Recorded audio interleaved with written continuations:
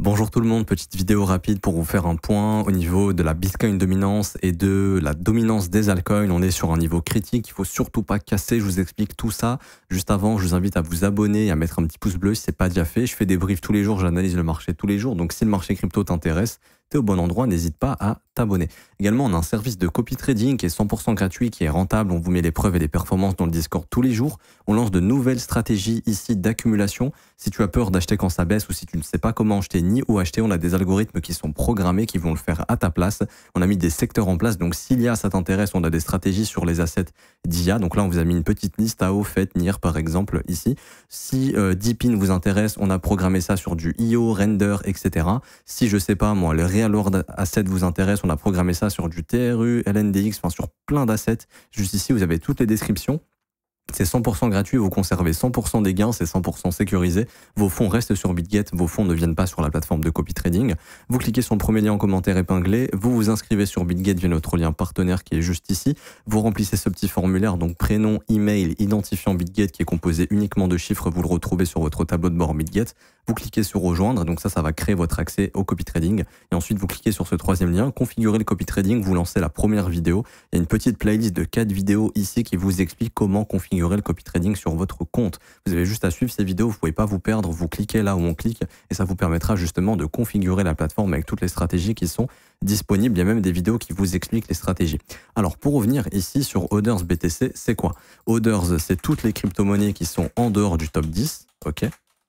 Donc top 10 crypto, tout simplement en dehors du top 10, donc en dehors du top 10 crypto. Donc on ne prend pas Bitcoin, Ethereum, Solana, etc. On prend tout ce qui est en dehors du top 10, donc du top 10 jusqu'au top 6000 par exemple. Slash BTC, ça veut dire quoi? Ça veut dire qu'on compare la performance des altcoins face au Bitcoin.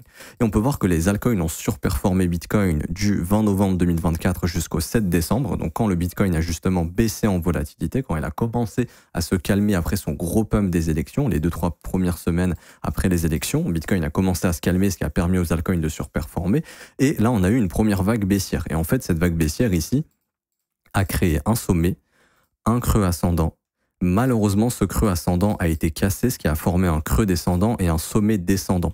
Et on peut voir que les altcoins contre Bitcoin, donc là la force des alts face au Bitcoin, qu'on est venu retracer en zone de rechargement de short du dernier mouvement. Ça veut dire quoi? Ça veut dire que c'est souvent dans cette zone dans laquelle le prix va venir former un sommet descendant. Ok, c'est vraiment dans cette zone. Et on peut voir que actuellement, l'indice ici est venu faire un sommet descendant dans cette zone.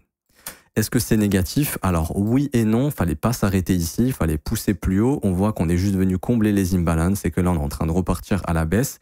Et en fait, le signal qu'il fallait surtout pas casser, c'est que au sein de cette grosse dynamique baissière, on avait initié une petite dynamique haussière.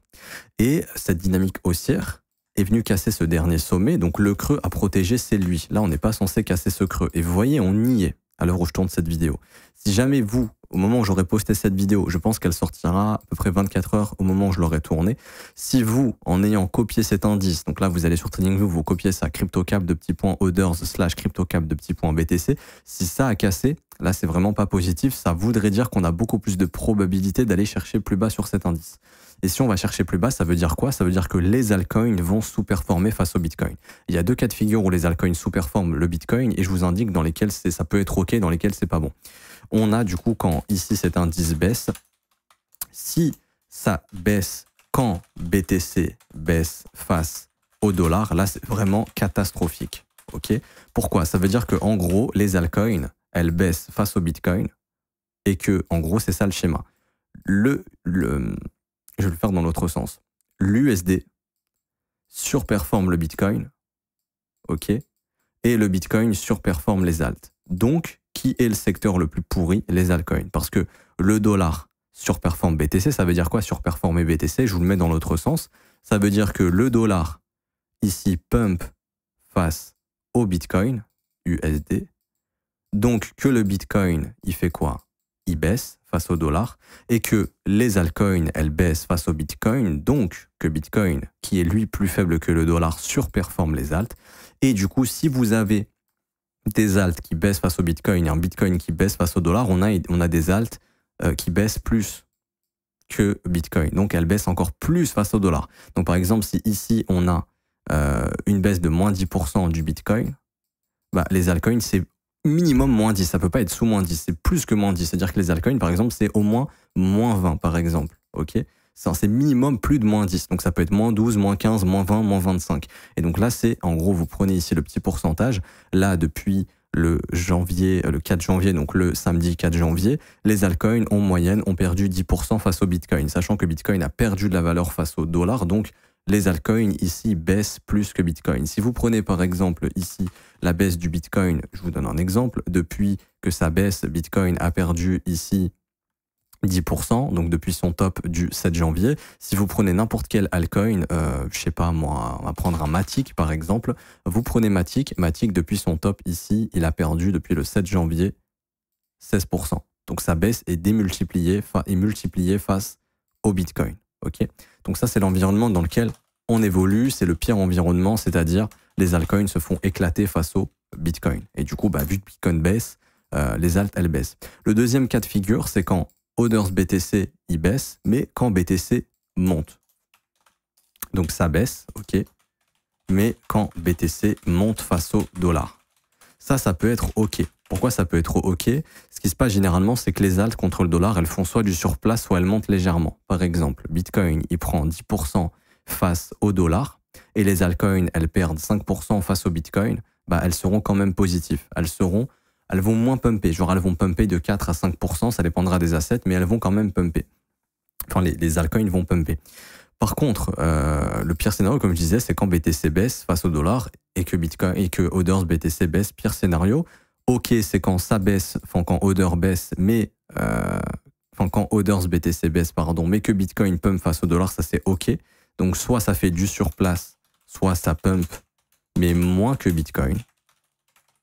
Ok. Et un autre scénario qui est relou, c'est quand Others BTC baisse et que BTC fait du surplace. Donc là, elles n'ont pas le choix, mais elles baissent tout simplement. Donc là, alt baisse face au dollar. Ok. Donc par exemple, si Bitcoin se met à consolider, mais que cette courbe, elle continue de descendre, c'est-à-dire que Bitcoin, lui, il fait ça contre le dollar, mais que les altcoins, elles font ça. Donc ça, c'est pas positif pour les alts. Et voilà, c'est les trois cas de figure. Donc là, actuellement, on est dans le premier qui est Bitcoin baisse et que les altcoins baissent face au Bitcoin. Donc, cette baisse est démultipliée sur les alts. Et ce qui serait pas positif sur cet indice ici, comme je vous le dis, ce qui mettrait probablement un terme à ce rebond, c'est la cassure de ce plus bas. Si on casse ce plus bas, il y a plus de probabilité, malheureusement, de revenir visiter cette mèche. Donc déjà que les altcoins en moyenne face au Bitcoin perdent environ encore 6 à 10%, 6 à 12% face au Bitcoin.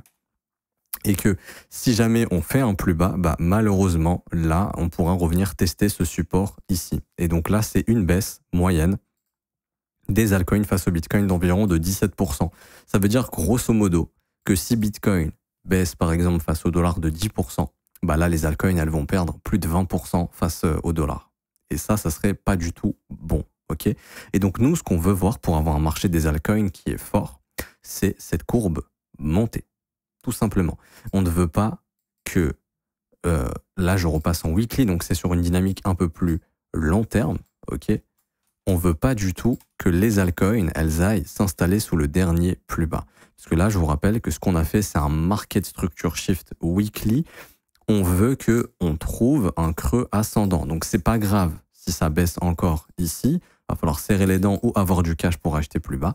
Mais on veut surtout pas voir ça. Parce que si on voit ça... ça pourrait indiquer que les altcoins vont continuer de chuter face au Bitcoin.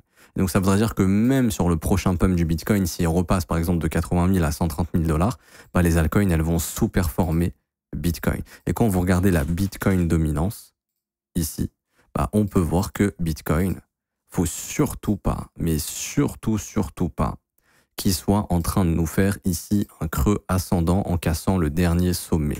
Faut pas casser ce sommet. Là, vous voyez, on est tout pile sur le niveau. On veut pas que ça casse ce sommet. On veut que la Bitcoin dominance, elle fasse ça. Pour que l'argent retourne dans les altcoins et que ça puisse donner de la force aux altcoins. Par contre, si la Bitcoin dominance, elle casse ce niveau, là, à ce moment-là, ça change un petit peu la donne. Et ça peut nous ramener sur une Bitcoin dominance qui va remonter. Et si la Bitcoin dominance remonte, bon, bah là, c'est la pire chose parce que ça pourrait juste indiquer que on va pouvoir retrouver une Bitcoin dominance haussière. Et si on retrouve une Bitcoin dominance haussière, pendant qu'on a un Bitcoin qui baisse, c'est des altcoins qui se font éclater.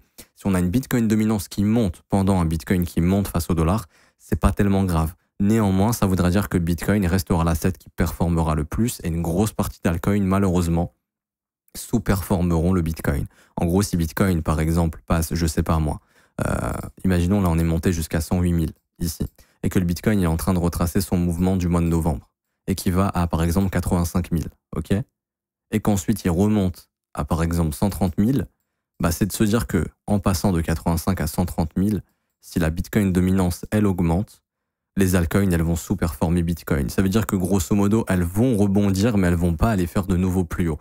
Par contre, si pendant cette phase, ici où Bitcoin a bottom à 85 éventuellement et remonte à 130, c'est à ce moment, et si la Bitcoin dominance chute sur ce pump, là, ça voudra dire que Bitcoin pump face au dollar, ok, donc BTC plus fort que le dollar, et si la Bitcoin dominance, elle chute, ça veut dire que les altcoins sont plus forts que Bitcoin.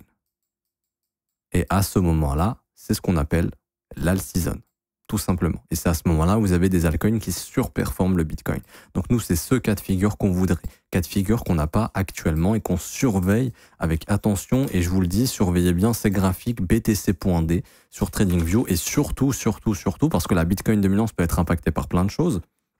L'Ethereum dominance, la XRP dominance, la Solana dominance, pour bien voir est-ce que l'argent va dans les alts ou pas. L'indice, c'est CryptoCap de petits points orders divisé par BTC. Et là, vous prenez celui-ci, CryptoCap. Vous faites entrer et là, vous avez directement la performance des alts face au BTC. Et là, on veut surtout pas que ça accélère parce que là, ça sentira vraiment pas bon et on veut pas que ça casse ce creux. Une mèche, c'est OK. Par contre, une cassure, là, va falloir s'attendre à une accélération de la chute sur le marché altcoin, ce qui serait vraiment pas bon. Donc, on veut que les altcoins se reprennent ici. Si c'est pas le cas, attendez-vous à une accélération de la chute des alts. Je m'arrête ici pour aujourd'hui. Si vous avez des questions, commentaires, n'hésitez pas également à lâcher un petit pouce bleu si ce n'est pas déjà fait. Je vous remercie énormément. Merci à ceux qui jouent le jeu. Je vous rappelle qu'en commentaire épinglé, vous avez tous les liens, la formation gratuite, le copy trading pour copier nos algorithmes avec les nouvelles stratégies qui arrivent. Également la possibilité de rejoindre mon école. C'est juste ce petit lien ici, rejoindre mon école. Là, je vais faire une liste d'assets intéressants. Elle sera déjà disponible quand cette vidéo sortira au sein de l'école. Donc si vous rejoignez l'école, par exemple, après que j'ai fait cette liste, elle vous sera accessible quand même. On va trouver des assets intéressants sur lesquels se positionner. Également, je vous rappelle que vous avez les offres 3, 6 et 12 mois qui sont moins chères. Sinon, il y a l'offre mensuelle à 49 € par mois. C'est sans engagement, vous pouvez essayer un mois et arrêter.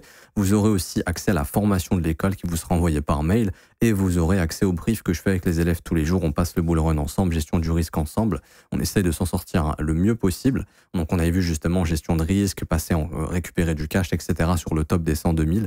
Et ici, vous avez également les témoignages des élèves si ça vous intéresse, si vous souhaitez les lire. Je m'arrête ici. Bonne journée à vous. On se retrouve très bientôt. Ciao, ciao.